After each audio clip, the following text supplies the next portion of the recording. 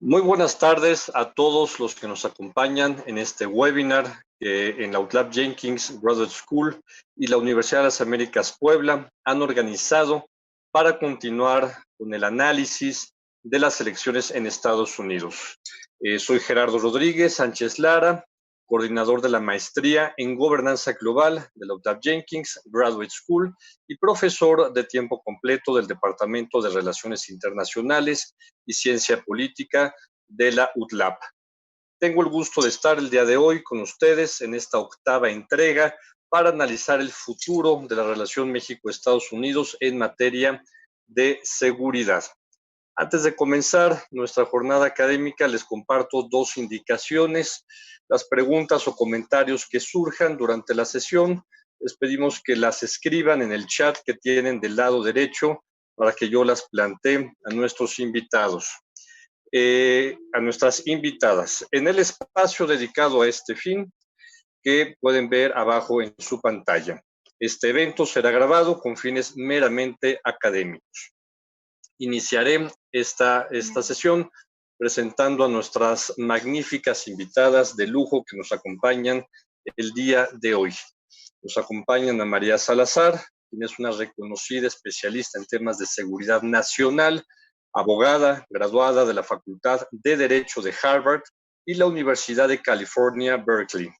Cuenta con más de 15 años conduciendo programas políticos y noticiosos en TV y radio. Es coautora y autora de varios libros sobre seguridad nacional, liderazgo y, por supuesto, Estados Unidos. Fue subsecretaria adjunta de Defensa para Política y Apoyo Antidrogas del Departamento de Defensa de los Estados Unidos en 1998. Durante su estancia en la Casa Blanca, fue asesora del enviado especial para las Américas del presidente Clinton en 1997 en temas relativos a la administración de justicia, educación, derechos humanos, democracia y comercio.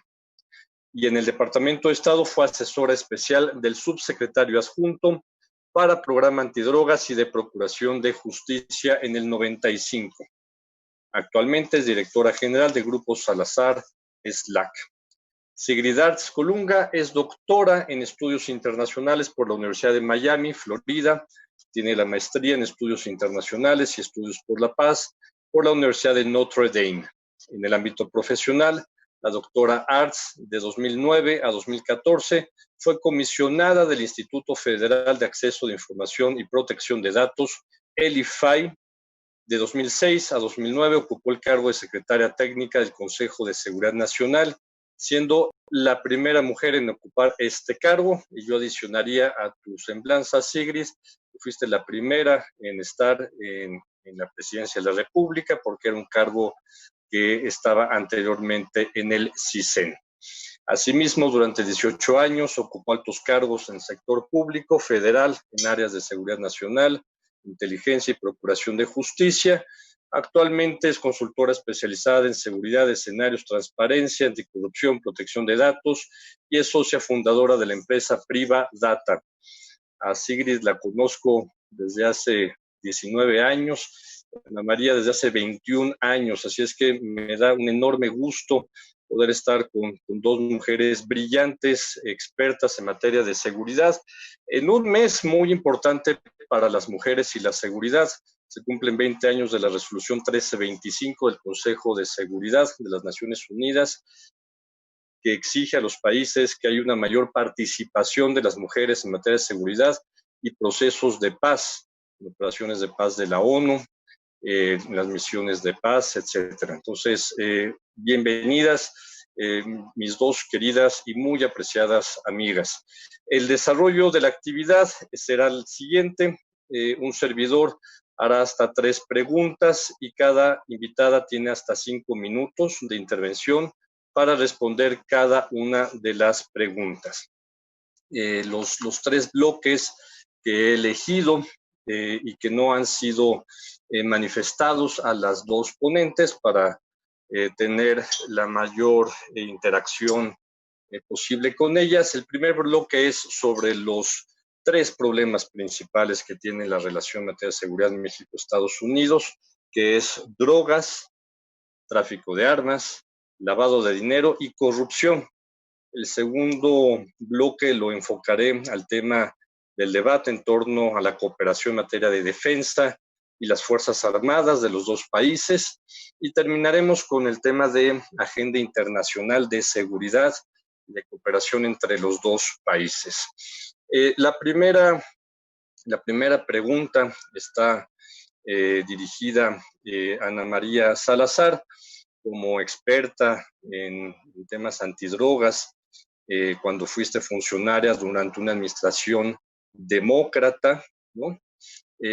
Para ti, ¿cómo ves la relación, los retos en materia de cooperación, en materia de antinarcóticos y tráfico de armas entre los dos países?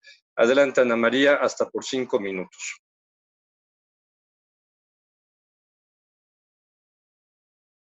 Gerardo, gracias por esta... perdón, déjame... Ahí estamos. ¿Sí me escuchan? ¿Sí me escuchan? Sí. Perfecto. Sí, no, muchísimas gracias por la invitación y qué gusto estar contigo, Sigrid, Gerardo, porque el tema de la relación bilateral en estos temas que flotan entre seguridad nacional y seguridad pública es muy interesante, particularmente en este momento, porque no sabemos qué va a resultar de las elecciones en Estados Unidos. Y aunque muchos analistas, y yo concuerdo con ellos hasta cierto punto, dirían que sin importar quién es el siguiente presidente de los Estados Unidos, si sale reelecto Donald Trump o si es electo Joe Biden, estos temas que tienen que ver con lavado de dinero, narcotráfico, crimen organizado, ahora se le está llamando, y tráfico de armas, son temas que son desafortunadamente fundamentales para la relación bilateral, simple y llanamente por el tamaño de la frontera. Lo que sí había sido, lo que sí es importante recalcar es que a través de los 20 años, o sea, desde que yo empecé a trabajar estos temas hace 30 años, lo que se pudo construir en términos de procesos, de relaciones, de conversaciones, de negociaciones entre México y Estados Unidos, o sea, no sucedió de un día para otro, sino se tomó 20, 30 años para llegar a un momento en donde hasta hace 4 años, las partes, representantes de ambos lados de la mesa, podrían sentarse a discutir estos temas muy difíciles, difíciles políticamente para Estados Unidos, difíciles para México desde la óptica de seguridad nacional, y se podía hacer en un tono en donde había un proceso o mecanismos en donde se iban resolviendo estos temas, algunos, otros no, pero por lo menos existían esos mecanismos. El problema de lo que ha sucedido en los últimos 4 años es que no solamente en la relación bilateral con México, sino la relación de Estados Unidos ante el mundo, todos estos procesos que se habían tardado décadas para construir, Donald Trump tuvo la capacidad de destruirlo literalmente en menos de un año. Y aunque está forzado Estados Unidos a tener que tratar con México y con Canadá, claramente hubo un cambio no solamente de prioridad en la relación, sino en el manejo de esta relación, en donde el enfoque, en donde migratorio, pero el enfoque real era que Donald Trump tenía que enviar un mensaje político a su base, porque ya desde hacía 3 años y medio estaba preparando este proceso de reelección. Entonces, mucho de lo que vemos en la relación bilateral en cuestiones de lavado de dinero, en tráfico de armas, todos estos temas que generalmente en Estados Unidos se ven como temas de seguridad pública, se le ha dado un manejo mucho más político sin necesariamente buscar resolver temas, sino básicamente del lado mexicano, yo tengo la impresión, era tratar de quitarse a Donald Trump y a la Casa Blanca encima, no tener debates o enfrentamientos públicos.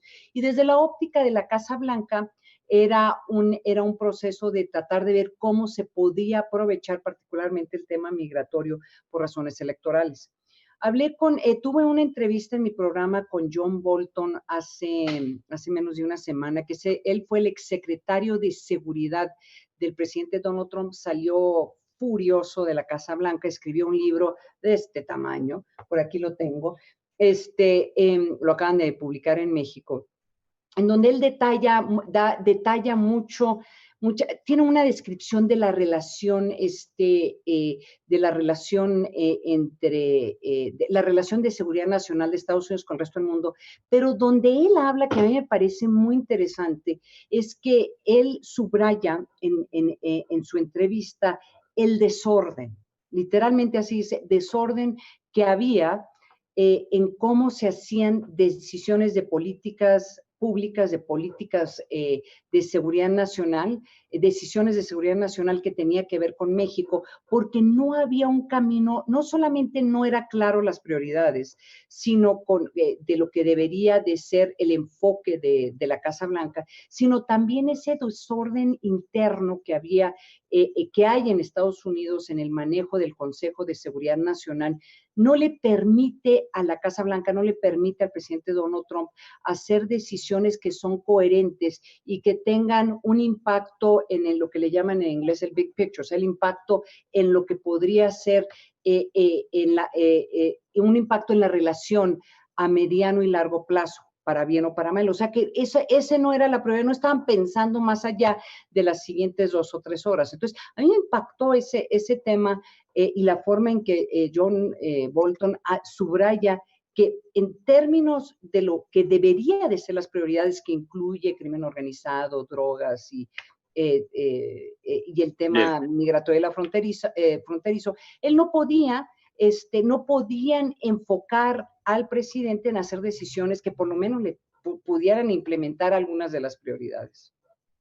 Gracias, Ana María. Mira, tocaste un tema, el del Consejo de Seguridad Nacional de Estados Unidos, y Sigrid fue la secretaria técnica del Consejo de Seguridad Nacional de Estados Unidos. No te puedo dejar de preguntar, Sigrid, tu opinión como exconsejera de Seguridad Nacional del presidente Calderón, ¿cómo crees que afecte la captura de Genaro García Luna, que fue el gran secretario de Seguridad Pública durante la administración del presidente Calderón, durante tu administración como secretaria técnica del Consejo, y también tus perspectivas en materia de cómo ves la relación en materia de combate al narcotráfico y tráfico de armas? Sigrid. Tienes tu micrófono apagado, Sigrid. Ahora sí. Hola, buenas noches a todas y a todos. Es un placer compartir esta mesa. Saludos, Gerardo, gracias por la invitación. Híjole, ya casi dices 2 décadas de amistad, empieza uno a preocuparse por las canas. Pero bueno, a ver, con respecto a la afectación sobre la captura de Genaro García Luna, pues me parece que hay un impacto en términos de un desconocimiento que había en una parte importante de la administración seguramente del tipo de acusaciones que se le están levantando, ¿no? Y creo que en eso pues le resta a lo que hubiesen sido importantes resultados en la administración del presidente Calderón. Ahora, como secretaria técnica y viendo los resultados que se están llevando a cabo en términos de combate a las drogas, tráfico de armas, lavado de dinero, yo creo que esta administración, aunque dice no hacer lo mismo, termina haciendo lo mismo. Es una cosa es la narrativa y cómo la administración, particularmente encabezada por el presidente Andrés Manuel, dice que es distinta su estrategia de seguridad, pero cuando uno ve los datos y algunos de los anuncios, es francamente la misma. ¿Por qué? Porque también está decapitando organizaciones criminales con los arrestos de capos como el líder de Santa Rosa de Lima, porque también está tras la captura de El Mencho, de Oseguera, que es el líder principal del cartel Jalisco Nueva Generación, uno de los carteles más violentos que hemos visto en la historia del país, porque también está cooperando con Estados Unidos para la detención de lo que es el principal problema de salud pública en Estados Unidos, que es el consumo del fentanilo, como en su momento México lo hizo, y lo recordará muy bien Ana María, de cómo se volcó a la estructura del Gabinete de Seguridad a combatir y a detener, interceptar los cargamentos de cocaína, porque en la época de la administración de Clinton, el principal problema de salud era el consumo de cocaína. Ahora es el fentanilo y estamos haciendo lo propio a ese respecto. Entonces, creo que en ese sentido no ha cambiado, digamos, en el segundo piso de la relación bilateral, digamos, en la praxis de esto que se ha venido construyendo, como es el grupo de contacto de alto nivel de seguridad, que lo anuncian como un logro de esta administración, pues habría que irse a la historia. En 1995 ese grupo de alto nivel comenzó en la administración del presidente Cedillo, sentando a Janet Rino con el procurador Antonio Lozano. Y de allí, como bien dice Ana María, se han ido construyendo estos procesos de sobre todo institucionalizar la corresponsabilidad, que se hizo en el marco de manera muy fuerte, como recordarán, en el marco de la iniciativa Mérida, que fue uno de los componentes de cooperación internacional más fuertes que había habido en la historia entre el presidente Calderón y sus homólogos en Estados Unidos.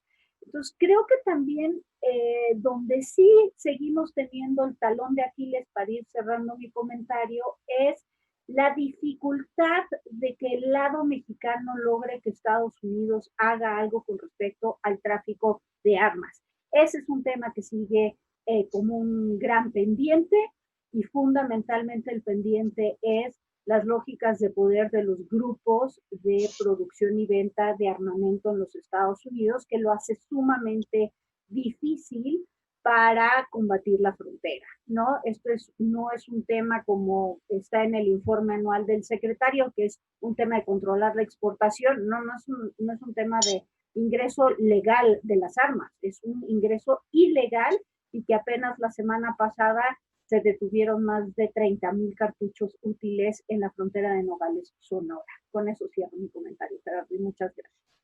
Muchas gracias, Sigrid. La siguiente pregunta es para los dos. Es el tema de la relación en materia de defensa y todo el debate que hay en México con el tema de la militarización, la Guardia Nacional. La pregunta es la siguiente: ¿cómo aprecian ustedes que se encuentra la relación entre los dos países, entre los ejércitos en materia de seguridad, de cooperación? El presidente Donald Trump apenas en un diálogo con sus bases electorales dijo erróneamente que hay 27,000 elementos de la Guardia Nacional emplazados para cuestiones de protección de la frontera, ¿no? Cuando realmente no son ni 6,000, pero bueno, esa es una minucia. Qué bueno que el presidente Trump piense eso, ¿no? Pero ¿cuál es su opinión sobre estos temas en el marco del futuro de la relación con respecto a quién será el nuevo inquilino de la Casa Blanca? ¿Qué opinión les merece si, por ejemplo, el ex vicepresidente Mike Pence es la relación con las Fuerzas Armadas y en concreto el combate al crimen organizado y al fenómeno del tráfico ilegal de personas desde Centroamérica? Ana María.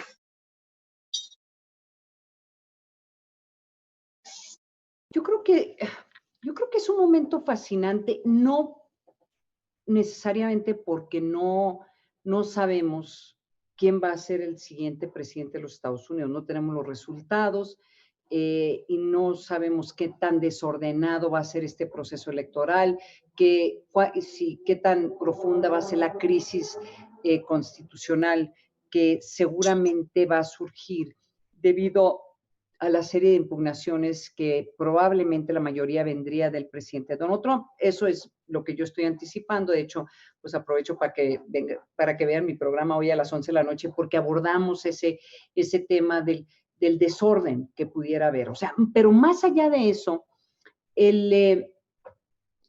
yo creo que no vamos a saber cuál es la situación de la relación hasta que se defina en México cuáles son las funciones de las Fuerzas Armadas. Hay muchísima confusión, más allá de que el presidente Donald Trump dijo, pues que hay, no sé cuánto dijo Gerardo, 20,000 hombres, 20,000 soldados, ¿sí? En la frontera protegiendo protegiendo a Estados Unidos, soldados mexicanos protegiendo a Estados Unidos. También lo ha mencionado como Guardia Nacional, pero en general la percepción es de que la Guardia Nacional es un ente que es mucho más ligado a las Fuerzas Armadas que a una policía civil. Y ese tema, saben que se vuelve muy importante. Todavía no me he puesto a estudiar cuál podría ser el impacto de la relación si claramente se empieza a definir con alguna reformas constitucionales o algún cambio en la legislación ante una serie de impugnaciones que ha habido entre los cuestionamientos, si está bien constituido la legislación, cuestionamientos, si en verdad lo que lidera la Guardia Nacional es un civil o ya de plano hay que pensar como la Guardia Nacional como parte de las Fuerzas Armadas. Todos estos temas tienen impacto en la relación bilateral, pero es muy difícil ir anticipando cuál va a ser el impacto hasta que se defina bien qué es lo que está pasando en México, porque la cooperación entre una policía civil con una policía civil en Estados Unidos como la DEA o el FBI es muy diferente a una relación entre una policía civil en Estados Unidos o con las Fuerzas Armadas, con algún ente que sea abiertamente parte de las Fuerzas Armadas. No solamente es diferente en términos de la legislación en que se basa esa relación, sino hasta la misma, la selección o las personas que deben de estar en la mesa cuando se tenga conversaciones. Y en un momento en donde no existe, como lo mencionó Sigrid muy bien, gracias por recordarme todas esas reuniones de alto nivel que a mí me tocó participar, fascinantes ver cómo ambos países negociaban temas muy difíciles, pero una vez que desapareció ese proceso de coordinación y de discusión, entonces eso también le agrega a una confusión de quiénes son los funcionarios que deben de estar hablando con los funcionarios al otro lado de la mesa. Entonces, es difícil contestar tu pregunta, Gerardo, porque no sabemos cómo a final de cuentas en el siguiente año y medio, 2 años, va a quedar configurado no solamente la Guardia Nacional, sino las responsabilidades de las Fuerzas Armadas ante diferentes amenazas del país, incluyendo el crimen organizado.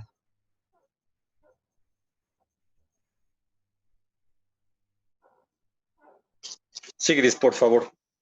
Claro, pues mira, yo creo que hay desorden de ambos lados de la frontera. Las características, como bien decía Ana María, bueno, el desorden de los procesos de decisión de política pública en la administración de Trump, pues también se ven acá todos los días. Es increíble. Sin embargo, también creo que de ambos lados hay un pequeño dejo de praxis porque al final compartimos una impresionante frontera con unos flujos de personas, vehículos, productos que tienen impactos intermésticos entre ambos países y siempre habrá por allí uno que otro servidor público de ambos lados que trata de llevar esta praxis de los desafíos. Ahora, en términos de la relación con respecto a las Fuerzas Armadas, habría que señalar que la relación de defensa realmente comenzó a estrecharse a partir de la administración del presidente Calderón, cuando se nombró a un comandante en el Comando Norte por primera vez en la historia.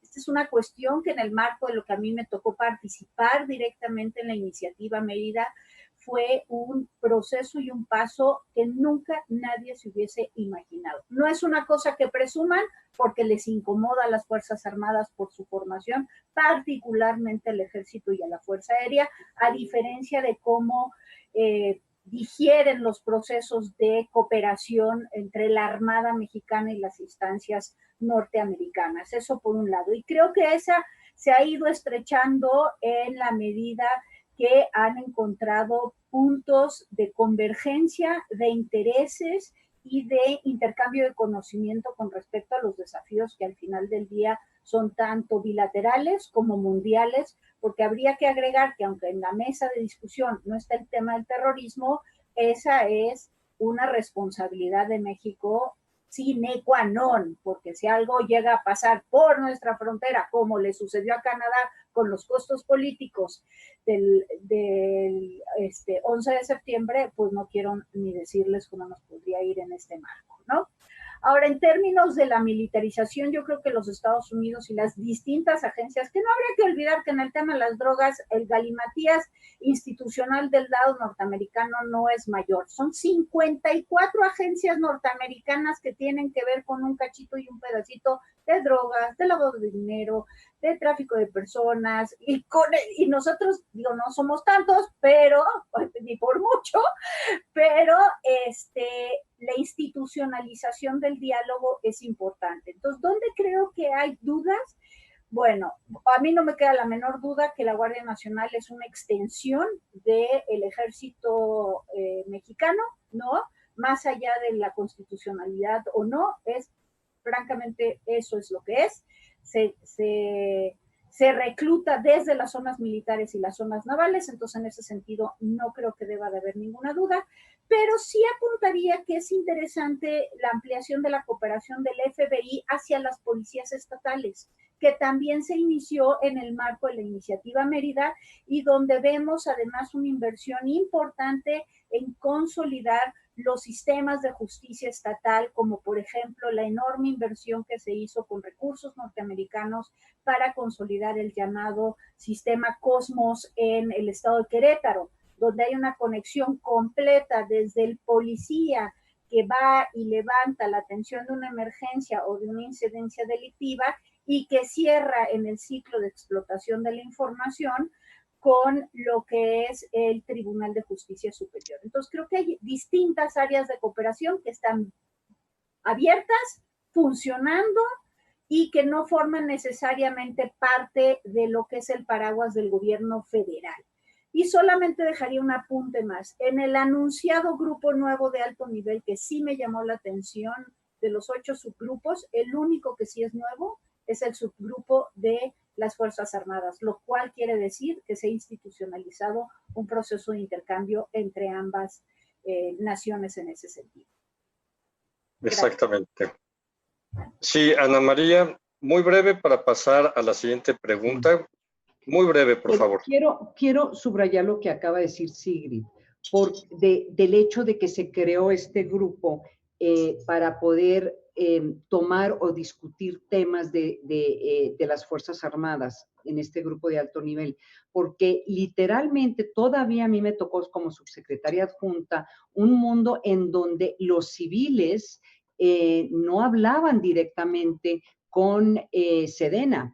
Y de hecho yo fui uno de los primeros civiles en el gobierno de los Estados Unidos de poder sentarme a negociar, a hablar con ellos directamente en un mundo que claramente no estaban acostumbrados a la presencia de una mujer, pero olvídense, una mujer civil que estaba, negociamos el retorno de 72 helicópteros Hueys, pero aquí el hecho de que ya se está considerando como las Fuerzas Armadas como una parte integral en estas discusiones, que ya lo había sido antes, pero de que pudiera mejorar y haber una cooperación, una discusión mucho más cercana, particularmente ante esta realidad de que las Fuerzas Armadas van a jugar un papel fundamental en temas que tienen que ver con la seguridad de la frontera, violencia y sobre todo el combate al crimen organizado es fundamental. Y si quieres, aunque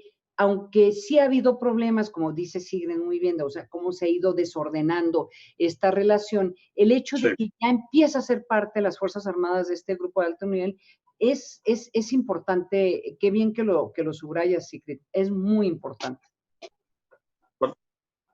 Me gustaría que fuéramos ahora con el tema de la gran estrategia, temas de seguridad internacional para México. Veamos hacia el año 2050, cuando China claramente va a ser la primera potencia económica, política y militar del mundo, según los estudios de la Oficina del Director de Inteligencia de los Estados Unidos.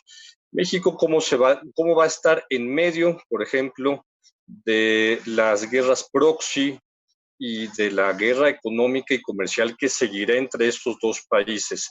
Esta es una pregunta general y preguntarles cómo ven la participación de México en el Consejo de Seguridad el próximo año, vis a vis el tema de este panel, que es la relación con Estados Unidos. ¿Ven algún tema complejo? Y pensemos, por ejemplo, que no va a ser Trump, que podría ser Michael Pence, el presidente que tome las riendas de la Casa Blanca en febrero, y que en enero México estará en el Consejo de Seguridad de Naciones Unidas en Nueva York. Sigrid, no sé si quieres tomar la pregunta tú primero o voy yo. Adelante. Sí. A ver, el tema, el tema se está volviendo mucho más importante y mucho más rápido de lo que los analistas habíamos anticipado, en parte por el mismo comportamiento de Donald Trump, ¿no? De buscar tener este enfrentamiento económico que se ha traducido en un enfrentamiento no militar, pero un enfrentamiento de seguridad nacional en donde el gobierno chino también se ha dado cuenta de las debilidades inherentes del gobierno de los Estados Unidos, del presidente Donald Trump, y además el hecho de que Estados Unidos pues, serán muy bravucones, pero sí ha tenido muchas dificultades de enfrentar a China, particularmente, pues por ejemplo, el día de hoy, el gobierno chino, Jinping, a declarar que hay que prepararse los soldados a enfrentar una guerra. Esa fue la declaración del día de hoy. Una declaración que a mí me pareció insólita y no sabemos si eso implica que van a aprovechar los chinos, por ejemplo, en este desorden electoral de aprovecharse para hacer alguna travesura entre comillas. Podría ser con Taiwán, podría ser otra cosa, pero el hecho es de que los chinos pues como que le han tomado la medida al gobierno de Estados Unidos y no sé qué tanto podría cambiar eso si es reelecto Joe Biden. ¿Por qué digo eso? Porque claramente ya el enfrentamiento ahí está y se va a dificultar muchísimo este enfrentamiento. O sea, que se van a ir a la guerra por Taiwán, por ejemplo. O sea, ¿qué va a hacer Estados Unidos? Esto afecta a México. La posición que toma Estados Unidos ante China afecta a México porque sí va a haber presiones de que México se amarre a las posiciones de Estados Unidos simple y llanamente por razones económicas, comerciales. El tratado, el TEMEC, de hecho tiene un artículo en donde básicamente las personas, los países que son miembros tienen que consultar con Estados Unidos sobre algún tratado comercial que pudiese tener México con China, que ese sería tal vez el valor principal para México, tener un acercamiento con China por razones del tratado o sobre todo por razones comerciales. Entonces, no es una situación fácil, pero se está apresurando los tiempos debido al mal manejo que le ha dado el presidente Donald Trump a este enfrentamiento con China. Sigrid, por favor. Claro, pues mira, yo creo que en términos de geopolítica y por lo compenetrada que está nuestra relación económica con los Estados Unidos, creo que tiene poco margen para, y será, como dice Ana María, presionado brutalmente para alinearse a los intereses de Estados Unidos y México. No lo hará de una forma abierta, no me extrañaría que invocara los principios de la doctrina Estrada y la autodeterminación y todo este discurso del viejo PRI que tiene la actual administración, ¿no? Pero evidentemente de manera, tiene muy poco margen México con la interdependencia económica que tiene. Ahora, si quisiese dar un giro porque termina agotado el presidente Andrés Manuel ante la eventual reelección y tenemos otros 4 años a Trump al frente y quiere marcar una línea, quiere marcar una línea de distancia ante todos los embates constantes para estar ofendiendo a los mexicanos, hablando del muro, y que en eso ha sido brutalmente tibio el presidente porque no le dice nada a Trump, pues podría ser. Ahora, a mí me preocupa más en términos políticos y de la esfera internacional un tema más fuerte, que es, no necesitarías movilizar ya soldados. O sea, tenemos el enorme desafío de la guerra cibernética, donde además ya vimos lo que los rusos hicieron en la campaña pasada a favor de Trump. Entonces, ahí todavía tenemos un tema. ¿Qué va a pasar en esta? Pues está por verse. Creo que hay riesgos enormes y se ha visto la capacidad que tienen esos países para dañar y incidir en la seguridad de ambas naciones. Vis a vis el Consejo de Seguridad Nacional, pues la verdad es que el margen que tiene el futuro representante de México es lo que dicte el presidente Andrés Manuel. No es un agente que va a ir por la libre. El centralismo y el liderazgo que impone el presidente sobre los servidores públicos para cualquier posicionamiento va a ser la línea que salga desde Palacio Nacional todas y cada una de cualquiera de estas mañanas. Entonces no creo que tengamos mucho margen para posicionar una agenda propiamente de tesitura internacional, aún con todos los desafíos, con excepción de los temas de la pandemia. Muchas gracias, Sigrid. Van 2 preguntas a cada una, diferente del auditorio. Para Sigrid, de parte de Marisol, ¿cuál es el futuro que ve para la iniciativa Mérida con la administración de Andrés Manuel López Obrador? Y te dejo a ti, Ana María, una pregunta que es casi de doctorado, que la hace Nike Olivas, alumna de la universidad. Pregunta, ¿cuál es tu opinión con base en el último reporte de drogas de la DEA, este reporte que sale cada año y que dice que el narcotráfico en México está fuertemente vinculado con el lavado de dinero de empresas chinas en México y viceversa, lavado de dinero también en empresas asiáticas? Empezamos con Ana María y seguimos con Sigrid. Mira, muy interesante esa pregunta y ese comentario que salió en el reporte, porque hace varios años me tocó participar en una reunión que organizaba Harvard para hablar de cómo se hacía el lavado de dinero y el movimiento en efectivo de los grupos del crimen organizado en Estados Unidos, ¿sí? Cómo movían el dinero hacia México, o sea, cómo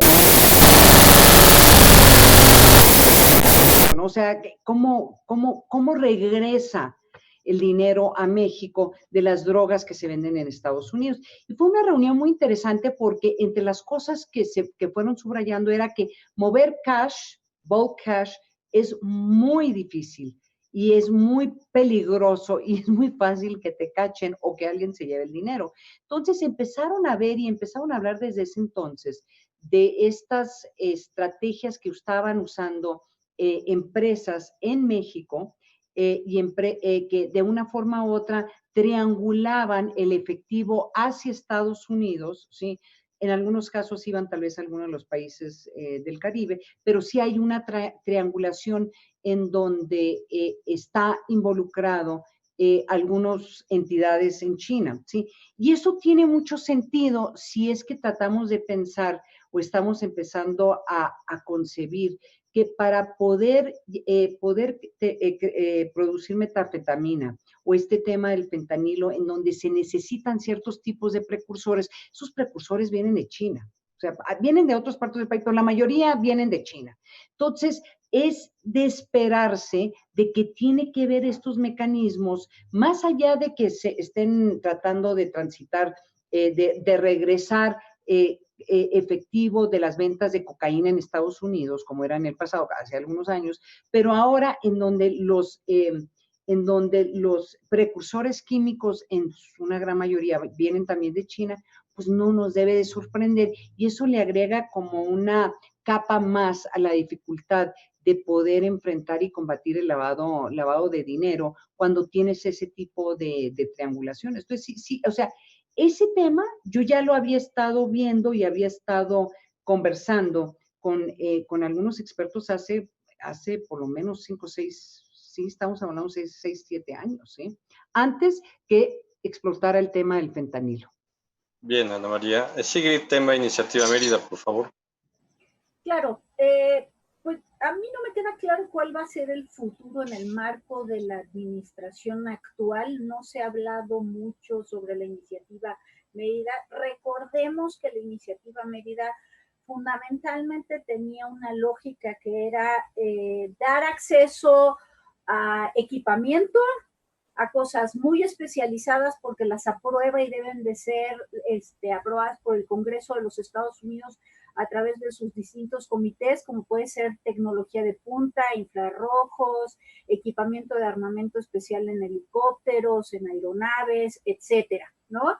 Y capacitación. Parecería que por lo menos en los 2 primeros años de esta administración, lo único que sí continúa de los recursos que siguen fluyendo de Iniciativa Mérida es la capacitación. Ahora, muy importante será saber que si en la medida que se siguen involucrando más las Fuerzas Armadas y empieza a trascender que ya en esta administración las Fuerzas Armadas han hecho uso excesivo de la fuerza, si los recursos que pudieran eventualmente a través del subgrupo de cooperación bilateral México-Estados Unidos comenzaran a recortarles recursos, porque hay una ley muy específica que recordará muy bien Ana María, que se aprobó en 1965, donde cuando se comprueba que recursos norteamericanos, esto es, los taxes, que allá sí el ciudadano tiene muy claro, terminan en manos de agencias que abusan de los derechos humanos, se recorta ese recurso automáticamente. Entonces, no es un tema menor, es un tema que seguirá preocupando a los Estados Unidos, es un tema que distintas agencias, particularmente aquellas que están en el marco de la Procuración de Justicia, han externado que no se está capacitando a policías ni a ministerios públicos en el sistema acusatorio, sino que se están viendo en la necesidad de formar a las Fuerzas Armadas en esto, y eso siempre va a ir en detrimento, por definición, de un sistema democrático y de controles cívico-militares. Muy bien, muchas gracias. Hay una pregunta que puede ser la última, pero quiero adelantarla para que no nos vaya a cortar el tiempo. Ahí está escrita. Que para ustedes, ¿quién sería el mejor presidente de los Estados Unidos, de los dos candidatos que tenemos, al tema de combate a las drogas? María, Sigrid. A ver, lo pones en paréntesis en términos del combate a las drogas y eso ya se vuelve como un tema mucho más difícil de poder descifrar, pero yo digo en general, más allá de lo que están diciendo muchos analistas que a México le va mejor, le va mejor cuando el presidente es republicano, estamos en mundos muy extraños. Estamos en un mundo en donde todos estos procesos que les he comentado, que les ha comentado Sigrid, que se tardaron 30 años en construir para tener una mejor cooperación, particularmente una cooperación cuando hay situaciones de crisis. Se están en anicos, no existen. Y el presidente Donald Trump no cree en el sistema internacional, no cree en cooperación y simple y llanamente siempre piensa en términos de qué es lo que le va a beneficiar políticamente, no en términos de políticas públicas o políticas o programas o una visión sobre seguridad nacional en donde incluye la frontera de Estados Unidos, incluye a México. Entonces, yo claramente les diría, más allá que obviamente soy demócrata, trabajé con los Clintons, y más allá de que he tenido la oportunidad de trabajar con extraordinarios expertos y colegas en materia de seguridad nacional, obviamente es mejor para México y el mundo que Joe Biden sea el presidente. De que va a haber fricciones, pero por lo menos yo creo que van a regresar conociendo a algunas de las personas que probablemente podrían ser parte de ese gabinete, o por lo menos que trabajarían en estos temas, van a buscar regresar a mecanismos establecidos y una mejor coordinación en todos los aspectos de la relación bilateral, en donde también se le puede dar prioridad, no solamente a lo que está sucediendo en la frontera, pero espérense a lo que viene. Lo que viene es Centroamérica. Vamos a tener un tsunami de migrantes simple y llanamente por la crisis humanitaria que se está viviendo, no solamente en Centroamérica, sino Venezuela, también el Caribe, Cuba y Haití. O sea, toda esta migración que usa México como plataforma para entrar a Estados Unidos va a requerir una gran coordinación y apoyo por parte de Estados Unidos para que ayudar a México a enfrentar esta crisis, porque si Estados Unidos no apoya a México a enfrentar esa crisis, estamos en una coyuntura que podemos tener millones de personas tratando de cruzar a Estados Unidos. Entonces, obviamente Joe Biden, porque por lo menos se presta a un mecanismos de mejor coordinación. Gracias, Ana María. Sigrid, por favor.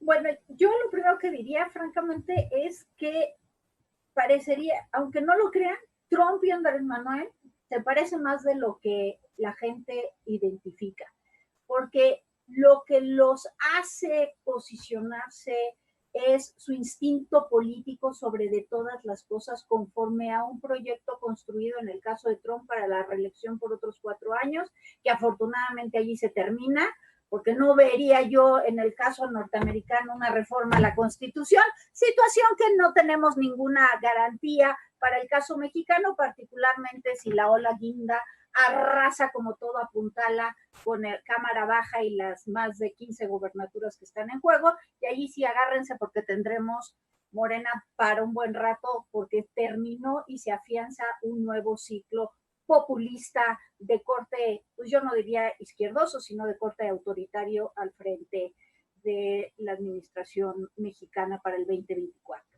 ¿Convendría más Trump o Biden? Pues la verdad es que en términos humanitarios y para el mundo en general creo que conviene Biden, por la sencilla razón de que regresaría al liderazgo de la agenda internacional. Nunca ha sido lo fuerte de los demócratas, pero toda esta desinstitucionalización que ha venido haciendo Trump, descalificando a las Naciones Unidas, recortando fondos internacionales para organismos importantes del concierto mundial, sería una agenda que no me queda la menor duda que retomaría el presidente Biden, y por el contrario Trump seguiría dinamitando, porque no cree en el medio ambiente, no cree en el cambio climático, no, o sea, y todo esto se va a ver además mucho más dramatizado por lo que mencionaba Ana María, los americanos, los caribeños, los colombianos, porque no es solo la crisis económica, es también la crisis que está provocando la pandemia y la búsqueda de nuevas oportunidades, porque esos países van a quedar, si ya tenían una estructura económica bastante impactada por los procesos internos políticos en Bolivia, Venezuela, Cuba, ahora imagínense con el agravante de lo que están produciéndose con los impactos de la pandemia. Entonces, en ese sentido, si habría que apostarle a cualquiera de los dos, pues al menos en el concierto internacional, creo que sería Biden, pero en términos de la relación bilateral, históricamente siempre nos ha ido mejor, eso es cierto, con los presidentes republicanos, porque además no olvidemos ni quitemos el dedo del renglón, la agenda demócrata, el mundo, lo que siempre, cosas que siempre le incomodan a México, derechos humanos y protección al medio ambiente.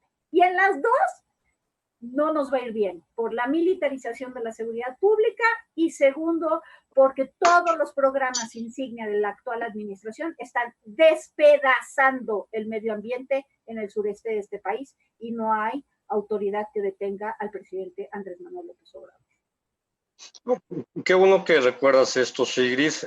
La mayor amenaza para el gobierno de Peña Nieto era el tema de derechos humanos y corrupción y lavado de dinero, ¿no? Entonces, aquí me gustaría, tenemos varias preguntas, pero hay una muy en concreto que es, ¿cómo ven el escenario de la relación México-Estados Unidos post-pandemia para el año 2021? Yo dejaría otra pregunta adicional.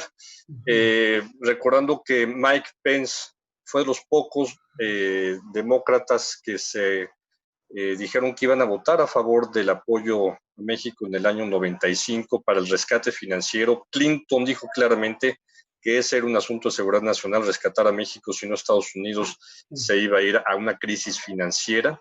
Y otros, la verdad es que Mike Pence ha estado del lado de México en muchas batallas. ¿Cuál creen que va a ser los próximos problemas para los próximos 5 años, o para el fin del sexenio del presidente López Obrador, de la agenda de seguridad entre los dos países, en cualquiera de los dos escenarios? Ana María, por favor.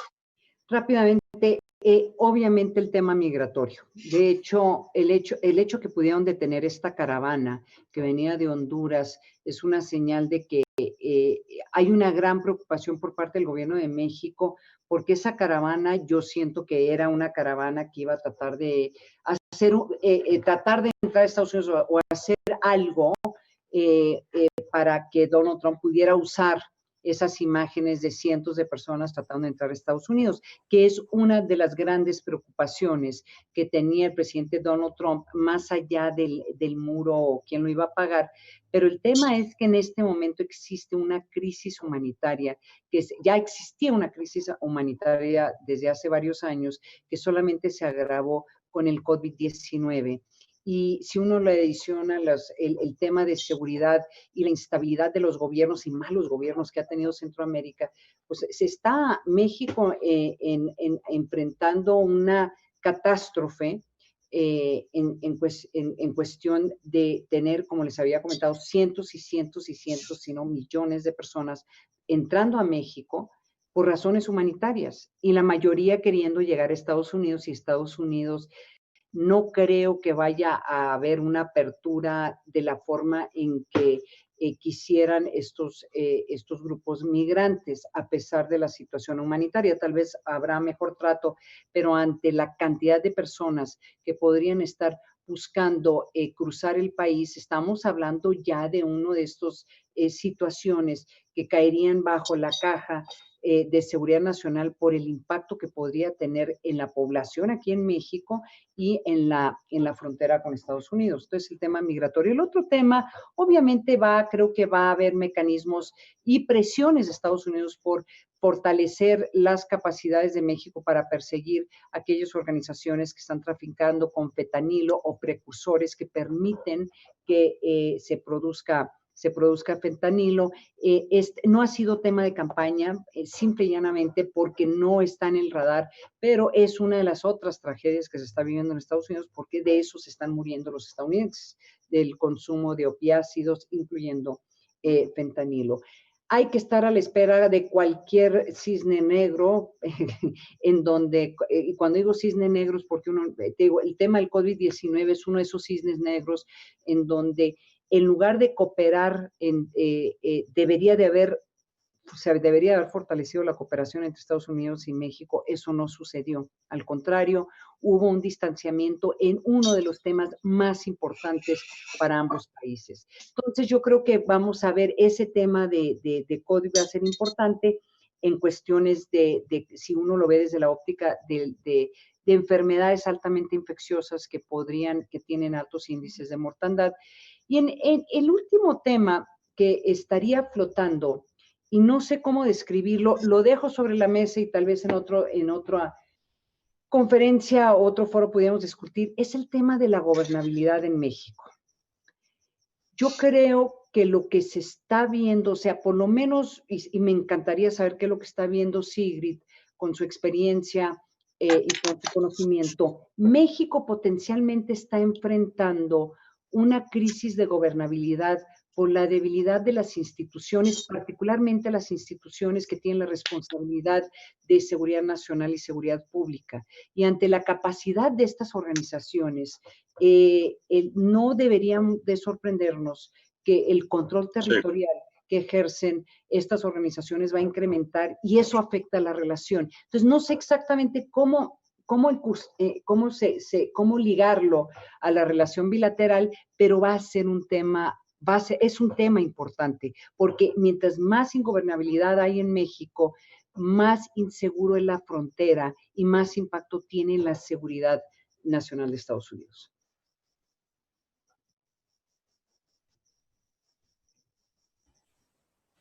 Pues yo, para no repetir, coincido con Ana María en términos de los flujos migratorios, ¿no? Básicamente creo que en ese frente, sobre todo si se reelige Trump, vamos a seguir deteniéndolos en la medida de las capacidades institucionales en la frontera, sí o sí. Vamos a seguir dándole dinero, que creo que es tirar el dinero a la basura, a gobiernos sumamente débiles y penetrados por la delincuencia organizada en Centroamérica, pero ahí estamos regalándoles carretonadas de dinero vía la Cancillería, con Sembrando Vida y otras cosas, que no los va a detener. Y no los va a detener porque esos países, si nosotros vivimos una tragedia de control territorial por organizaciones criminales, esos países están las organizaciones criminales en los gobiernos. Entonces, es incluso benéfico para los gobiernos de detonar el movimiento de esos flujos migratorios y quitarse de muchos de esos problemas. Entonces, el flujo migratorio, sin duda. Segundo, el fentanilo, y más si sigue habiendo el consumo de este producto y las caídas y muertes que se están registrando en los hospitales, no me queda la menor duda. Pero yo agregaría dos temas y que cada vez se vuelven nota importante en, bueno, uno lo venimos arrastrando desde los eventos y los atentados del 11 de septiembre, el terrorismo, no se habla de él, pero es un tema y es una posibilidad de que nuevamente pueda haber en este desconcierto y desorden internacional intentos, no necesariamente logrando hacerlos como en ese momento allí, pero no necesitan, en el caso de los norteamericanos y sobre todo cómo funciona el aparato norteamericano, tener que volver a entrar al continente y al territorio estadounidense. Les recuerdo aquí Achille Lauro, el secuestro de un norteamericano, de un barco italiano en el Mediterráneo fue suficiente para que viera los problemas del terrorismo. Entonces, el terrorismo es uno, está allí, está latente, no está en el discurso, no ha sido tampoco parte de la agenda, pero bastante problemática fue el anuncio del presidente sobre el retiro de tropas, donde ni siquiera el propio Gabinete de Seguridad Nacional estaba atento. Pero el otro que a mí siempre me ha particularmente de acción bilateral, cuestiones de Estados Unidos, crisis de gobernabilidad, crisis de gobernabilidad de negros transitan por el territorio nacional o que viven en el territorio nacional. Y las estimaciones de los norteamericanos viviendo en territorio mexicano porque tienen propiedades, porque vienen a hacer su retiro como veteranos y les rinde mejor la pensión, por las razones que sean, cada vez más son víctimas de la delincuencia organizada. Y lo acabamos de ver apenas hace una semana, que fue el hecho más reciente con la familia a la cual con armas de alto poder, estando en Sonora, llegando a su tradicional viaje anual donde nunca habían tenido ningún tipo de problemas. Afortunadamente no pasó mayores a que les sustrajeran lo que traían, que eran sus motos, sus campings y sus vehículos. Pero esos eventos, allí súmenle toda la población que vive en Cuernavaca, en Loreto, en la paz, y con que les sigan sucediendo eventos de esta naturaleza, donde la criminalidad no le importa saber que son ciudadanos norteamericanos y los agrede abiertamente, eso va a ser un problema muy fuerte en la relación bilateral, porque estos son eventos que no se sucedían. Y en el pasado se han secuestrado a ciudadanos norteamericanos y por los tentáculos de comunicación de las agencias nacionales con varias de estas agrupaciones en los controles territoriales, se han liberado y han corrido suerte, porque eran norteamericanos. Entonces, ese va a ser un tema sumamente sensible, porque no van a tener ningún empacho y ya no distinguen las organizaciones criminales que se sienten absolutamente impunes en un gobierno que manda besos y abrazos en lugar de hacer sus tareas de seguridad pública.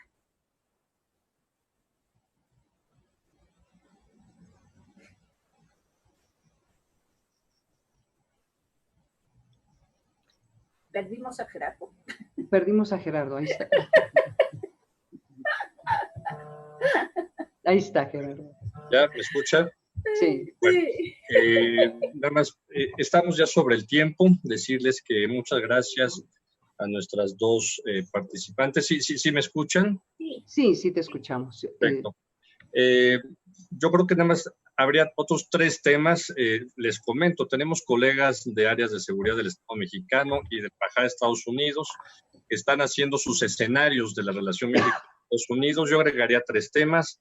Presiones sobre recursos hídricos entre los 2 ríos, el Bravo y el Colorado, por el cambio climático, ciberseguridad, el capítulo 19 del TEMEC, la presión de Estados Unidos para no comprarle a China aparatos y antenas para la revolución del 5G, y esos 2 fundamentalmente, ¿no?